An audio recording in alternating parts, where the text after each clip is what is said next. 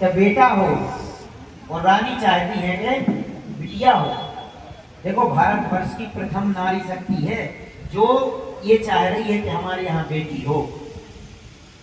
नहीं तो बेटियों के नाम से सबसे ज्यादा मुंह बिगड़ता है माताओं का। अरे वो बहू के यहाँ बिटिया हुई है।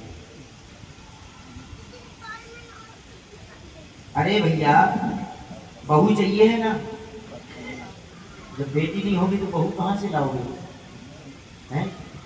और कल क्या हम तो हमेशा ही कहते रहते हैं कि बेटों से बेटियां ज्यादा श्रेष्ठ होती हैं। तो ब्राह्मणों से रानी ने कहा देखो ऐसी व्यवस्था करना कि हमारे यहाँ बेटी हो। ब्राह्मणों ने मंत्र पलट दिए। जब बेटी हुई तो राजा उदास हो गए, बेटी को लेकर के अपने गुरु वशिष्ठ जी के यहाँ गए। बोले महाराज हमने तो बेटा चाहा था, हमारे यहाँ बेटी हो गई। गुरु जी को भी बड़ा आश्चर्य हुआ, हमने तो पुत्रेष्टि यज्ञ किया था, पुत्रीष्टि यज्ञ नहीं कराया था, पुत्री कैसे हो गई? यज्ञ में हवन करने वाले होता ब्राह्मणों को बुलाया। अरे होता कैसे खाएगा पोता? बोले महाराज हमारी गलती नहीं है, रानी ने कहा था कि बेटी होगी तो बढ़िया दक्षिणा देंगे, हमने मंत्र बदल दिए। अब गुरुजी ने कहा बताओ तुम दोनों पति पत्नी आपस में सहमत नहीं हो तो यहाँ लेकर आ गए, हम क्या करें? बोले गुरुजी आप अभी भी कुछ कर सकते हो। उस बेटी को ही बाद में बेटा बनाया। आगे चल के उनको प्रसक्त कहा गया, प्रसक्त से 10 पुत्र हुए। इन्हीं बेवस्मन मनु के एक पुत्र थे जिनका नाम था सरयाती, इनकी एक बेटी थी सुकन्या। तो एक बार ध्यानस्थ बैठे चमन ऋषि जो है ध्यान में बैठे थे, जंगल में घूमने गई। चमन ऋषि की तपस्या करते करते उनके पूरे शरीर पर दीमक लग गई।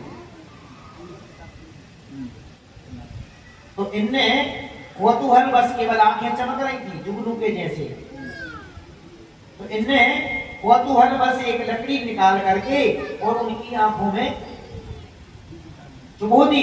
जैसे ही चुभी सो आंखों में से तो बहुत तेजी से रक्त निकलने लगा, दोनों आंखें फूट गई। सुकन्या डर गई। तब तक महाराज सरयाती वहां पहुंचे। महाराज सरयाती ने समाधि अमाधि सब टूट गई, आंखें टूट जाएंगी, सरकार की समाधि। चमन ऋषि ने कहा बोले महाराज माफ कर दो, बेटी से गलती हो गई। बोले इससे तो गलती हुई लेकिन हम तो अंधे हो गए। बोले तो ठीक है हमें बेटी को नहीं समर्पित करते हैं। सो चमन ऋषि के साथ में सुकन्या का विवाह करा दिया।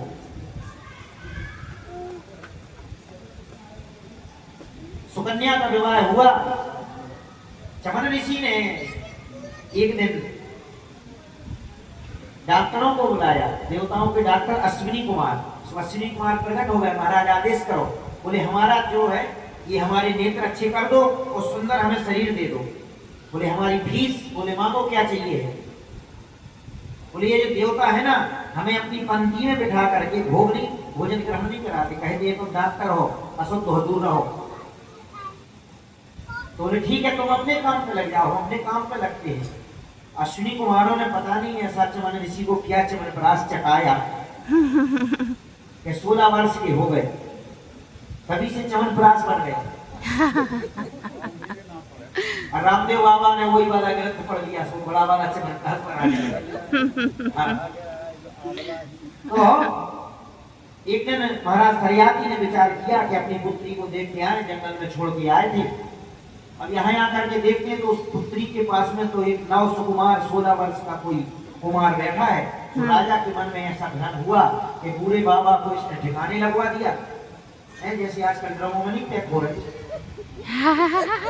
कई घरों के नीले ड्रम बंद हो गए भैया। महाराज ने भी यही सोचा कि किसी नीले ड्रम में तो नहीं बाबा जी चले गए, ये कोई दूसरा बैठा है। तो बड़ी गालियां दी उसको, अरे तुम उल्टा है, तुमने हमारे कलंकों को कलंकित कर दिया। सुकन्या ने कहा महाराज ध्यान से देखो, ये वही चमन ऋषि हैं जिनको आप हमें सौंपे गए थे, वो तो चमत्कार का ऐसा चमत्कार है। जब सारी बात पता चली तो बेटी के सामने बड़े लज्जित भय। चमन ऋषि ने कहा अब लज्जित मत हो, इस खुशी में तुम एक यज्ञ कराओ। यज्ञ हुआ, यज्ञ होने लगा। चमन ऋषि ने अश्विनी कुमारों का भाग जैसे रखवाया, देवराज इंद्र प्रकट हो गए। अश्विनी कुमारों को मारने के लिए वज्र उठाया, बोले तो हमारे बीच में बैठ के भोजन नहीं कर सकते हो। चमन ऋषि ने मंत्र साधना से जो जल मारा, इंद्र का हाथ ऊपर उठा रख गया, नीचे नहीं गिरा। अब इंद्र घबराया, बोले हमारे हाथ को ऐसा किसने किया?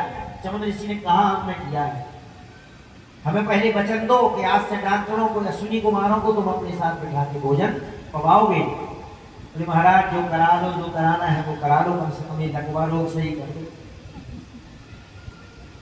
तुरंत हाथ में जल लिया, इंद्र का हाथ सही कर दिया। और उस दिन से अश्विनी कुमार भी देवताओं की पंक्ति में बैठ करके विवाह, देवताओं की पंक्ति में बैठकर भोजन ग्रहण करने लगे। इन्हीं महाराज सरियाती के वंश में आगे चल के महाराज अम्बरीश हुए। महाराज अम्बरीश जो थे ना, वो हमेशा केवल भगवान की सेवा में ही लगे रहते थे। 24 घंटों उठने से लेके सोने तक अहर्निश भगवान की सेवा करते हैं। सभा मनई कृष्ण पदार विंदयो बचांसी गुणानी। सुबह से जगते हैं, अपने हाथों से सप्तद्वीप वसुंधरा, ये 7 द्वीप की जो वसुंधरा है ना पूरी पृथ्वी, उसके राजा की बात आप सुन रहे हैं। हम लोगों के पास तो थोड़ा बहुत धन हो जाए ना तो कहते हैं अरे महाराज क्या बताएं, वो टाइम ही नहीं मिलता हमारे पास, तो ड्यूटी ऐसी है, हम नहीं कर सकते भगवान की सेवा। अरे भगवान की सेवा करने को समय निकालने की आवश्यकता, वो तो निकल ही आएगा है। अच्छी बात तो यह है कि हम लोग करना नहीं चाहते, अगर हम करने को तैयार हो जाए ना। अब कुछ लोग कहते हैं अरे वो हमारे ऑफिस का नियम ऐसा है कि तिलक लगा के नहीं जा सकते। जरा सोचो, विभीषण जी महाराज रावण की लंका में रहते हैं, जेवी दशनन महाजीव बिचारी, लेकिन वहां भी रामायुध अंकृत ग्रह,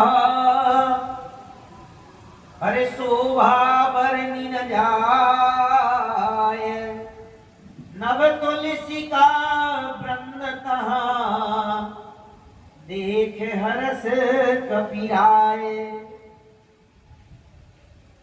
आयुध सजे हैं, तुलसी का विवाह है रावण के राज्य में। अभी तो कम से कम ऐसी स्थिति नहीं आई। धर्म सुनाई नहीं काना। रावण के राज्य में धर्म को कोई कानों से नहीं सुन सकता था, अगर सुन लेता था तो उसके कानों में शीशा पिघला के डाल दिया जाता। अम्बरीश महाराज सप्तद्वीपी वसुंधरा के राजा हैं, लेकिन भगवान की भक्ति में लगे रहते हैं। अगर थोड़ा बहुत समय मिल जाता है ना, अपने हाथों से चक्की जलाते हैं, उससे आटा पीसते हैं, उस आटे का भगवान को भोग बनाते हैं, भगवान को भोग पकाते हैं, और जो समय बचता है उसमें भगवान की कथाएं सुनते हैं, उनके गुणों को सुनते हैं, उनको चरित्रों को सुनते हैं, और कभी कभी उनको सुनाते भी।